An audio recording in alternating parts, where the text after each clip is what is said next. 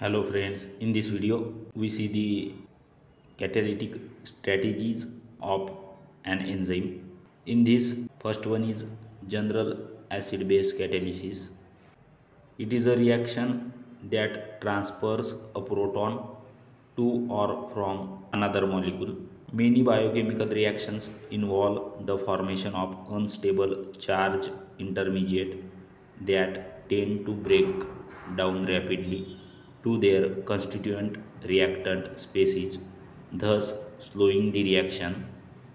Charge intermediate often be stabilized by the transfer of proton to or from the substrate or intermediate to form a species that break down more readily to products. Many weak organic acids can supplement water as proton donors, for example, aspartate, glutamate, or weak organic bases, that is, lysine, arginine, histidine, can serve as proton acceptors. In the active site of an enzyme, a number of amino acid side chain can similarly act as proton donors and acceptors. These groups can be precisely positioned in an enzyme's active site to allow proton transfer, providing rate enhancement of the order of 10 raised to 2 to 10 raised to 5.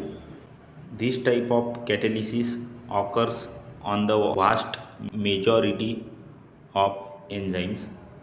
In fact, proton transfer are most common reactions. An example of enzymatic acid base catalysis is hydrolysis of RNA to its component nucleotides by bovine pancreatic ribonuclease A, that is RNase A.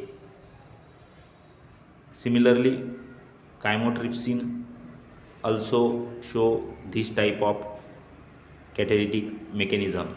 If you like the video, share with your friends and please do subscribe our YouTube channel. Hit the bell icon to get update of latest notification from our channel. Thank you.